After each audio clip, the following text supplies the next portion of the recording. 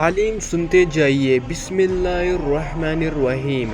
ایک مرتبہ حضور اقدس صلی اللہ علیہ وآلہ وسلم نے نماز کا ذکر فرمایا اور یہ ارشاد فرمایا کہ جو شخص نماز کا اہتمام کرے تو نماز اس کے لیے قیامت کے دن نور ہوگی اور حساب پیش ہونے کے وقت حجت ہوگی اور نجات کا سبب ہوگی، اور جو شخص نماز کا اہتمام نہ کرے اس کے لیے قیامت کے دن نہ نور ہوگا، نہ اس کے پاس کوئی حجت ہوگی اور نہ کوئی نجات کا ذریعہ۔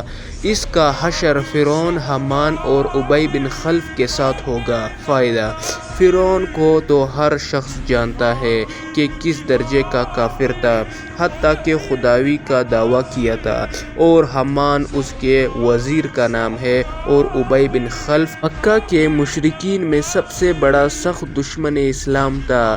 ہجرت سے پہلے نبی کریم صلی اللہ علیہ وآلہ وسلم سے کہا کرتا تھا کہ میں نے ایک گھوڑا پالا ہے، اس کو بہت کچھ کھلاتا ہوں، اس پر سوار ہو کر نعوذ باللہ تم کو قتل کر دوں گا۔ حضور صلی اللہ علیہ وآلہ وسلم نے ایک مرتبہ اس سے فرمایا تھا کہ انشاءاللہ میں ہی تجھ کو قتل کروں گا۔ احد کی لڑائی میں وہ حضور اقدس صلی اللہ علیہ وآلہ وسلم کو تلاش کرتا پھرتا تھا اور کہتا تھا اگر وہ آج بچ گئے تو پھر میری خیر نہیں۔ چنانچہ حملے کے ارادے سے وہ حضور صلی اللہ علیہ وآلہ وسلم کے قریب پہنچ گیا۔ صحابہ رضی اللہ تعالیٰ عنہ اجمعین نے ارادہ فرمایا کہ دور ہی سے اس کو نپٹا دیا جائے۔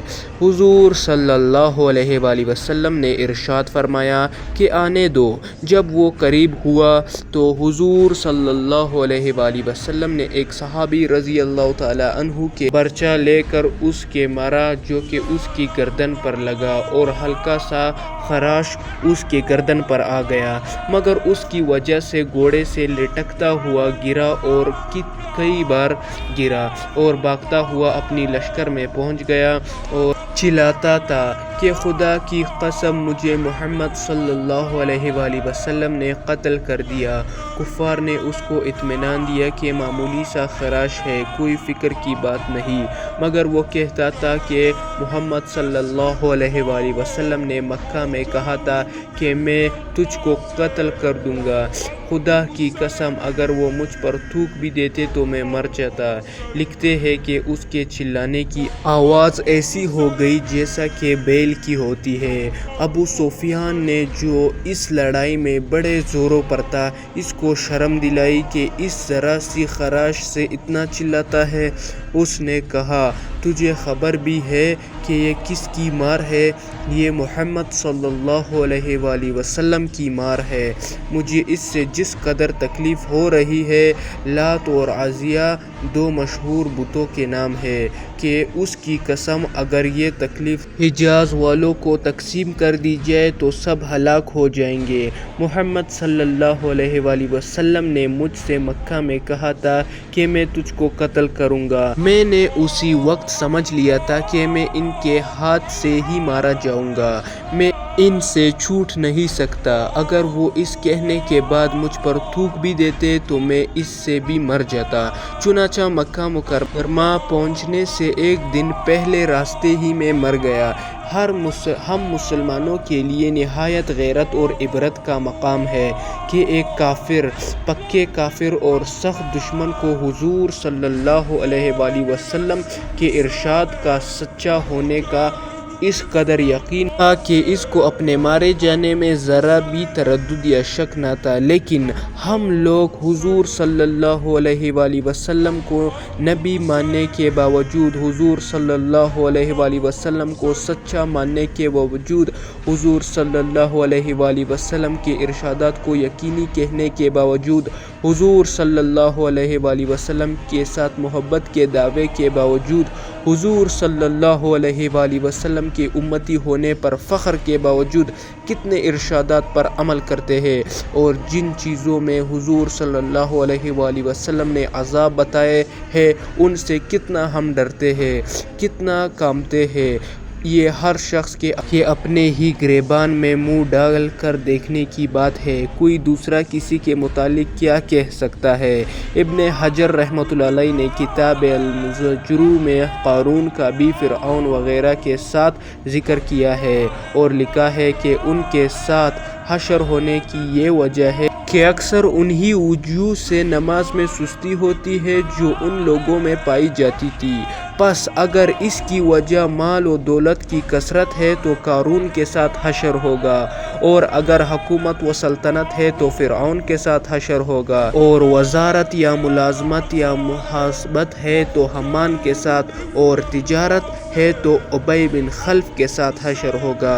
اور جب ان لوگوں کے ساتھ اس کا حشر ہو گیا تو پھر جس قسم کے عذاب حدیث میں وارد ہوئے ان میں کوئی اشکال نہیں رہا کہ جہنم کے عذاب سخت سے سخت ہے۔ البتہ یہ ضروری ہے کہ اس کو اپنے ایمان کی وجہ سے ایک نہ ایک دن ان سے خلاصی ہو جائے گی اور وہ لوگ ہمیشہ کے لیے اس میں رہیں گے، لیکن خلاصی ہونے تک کا زمانہ کیا کچھ ہنسی کھیل ہے، نہ معلوم کتنے ہزار برس سال ہوں گے۔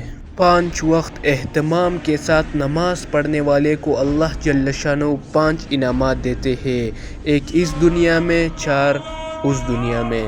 اور جو شخص نماز میں سستی کرتا ہے اس کو 15 طریقے سے عذاب ہوتا ہے، 5 طریقے سے دنیا میں، اور 3 طریقے سے موت کے وقت، اور 3 طریقے سے قبر میں، اور 3 طریقے سے قبر میں نکلنے کے بعد۔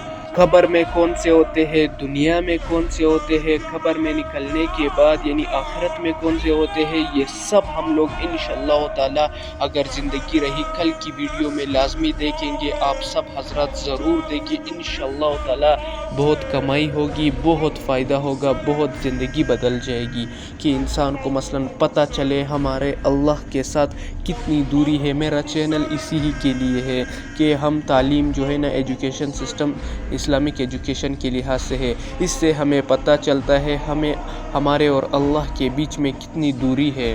یہ سب حدیث کا یہی فائدہ ہوتا ہے۔ اللہ پاک ہمیں بھرپور پڑھنے اور سننے کی توفیق نصیب فرمائے۔ بے شک پڑھنے والا بھی محتاج، سننے والا بھی محتاج، اسی سے اللہ پاک خوش ہوتے ہیں۔ پڑھنے والا بھی محتاج اور سننے والا بھی محتاج، بندہ محتاج ہو کر سنے، اللہ پاک عمل کرنے کی توفیق نصیب فرمائیں گے۔ اور بے شک لا حول ولا قوت الا باللہ العلی العظیم، ہر نیکی کی توفیق اللہ پاک کے پاس ہے۔ اللہ پاک طلب والوں کو توفیق دیتے ہیں، اللہ پاک ہمارے دل میں طلب بھی پیدا کرے اور توفیق بھی دے۔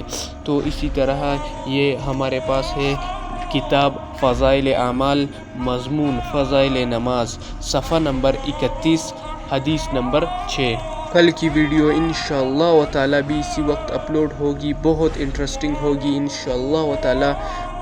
ہماری اور آپ کی وجہ سے کسی کی زندگی بدل جائے، کتنی بڑی فخر کی بات ہے۔ اسے قبر میں اتنی سختیوں، دنیا کی اتنی سختیوں، مطلب 15 طریقے سے عذاب ہے۔ میں نے بتا دیا کتنے دنیا میں ہے، کتنے قبر میں ہے، کتنے قبر سے نکلنے کے بعد ہے، کتنے موت کے وقت ہے۔ موت کا وقت کیا ہے؟ جب بندے کے ساتھ مثلاً وہ موت کا فرشتہ آ جاتا ہے، اس وقت جب اس کی آنکھیں بند ہونے والی ہوتی ہے، اس وقت کتنے عذاب ہے، مطلب کتنا بڑا جو ہے نا خطرناک عذاب ہے، صرف کس کی وجہ سے؟ نماز میں سستی کی وجہ سے۔ کبھی پڑھ لیا، کبھی نہیں پڑھا، کبھی وہ، کبھی سستی آ گئی۔ یہ پابندی سے نہ پڑھنا تو بالکل آیا ہی نہیں کہ اس کا پھر کیا حال ہوگا۔ توبہ! یہ صرف نماز میں سستی کرنے، یہ بھی اسی طرح ہوتا ہے، مثلا کبھی پڑھ لیا، کبھی نہیں پڑھ لیا، مطلب کبھی یار لیٹ ہو گیا، قضا ہو گیا، یہ اس طرح، یہ بھی اسی ہی طرح ہے۔ جیسے مثلا نماز قضا ہوتی ہے نا، اس پر کتنے عذاب ہے۔ اللہ پاک ہمیں بھرپور اس کے لیے استغفار کرنے کی، دیکھو اللہ پاک نے ہمیں استغفار کی توفیق دی۔ ہمیں پتہ ہے اللہ پاک غفور الرحیم ذات ہے، معاف کر دینے والا ذات ہے۔ انسان کمزور ہے، اللہ پاک خود کہتا ہے میں نے انسان کو احسن یعنی خوبصورت، سب مخلوقات سے خوبصورت اور کمزور پیدا کیا، اور انسان کمزور ہے۔ کیسا کمزور ہے؟ یعنی اس سے گناہ ہوتا ہے، تو اللہ پاک نے موقع دیا ہے کہ مجھ سے معافی کرو اور میری طرف متوجہ ہو جاؤ اور میری طرف آ جاؤ، کیونکہ تمہیں واپس میری ہی طرف لوٹ کر آنا ہے۔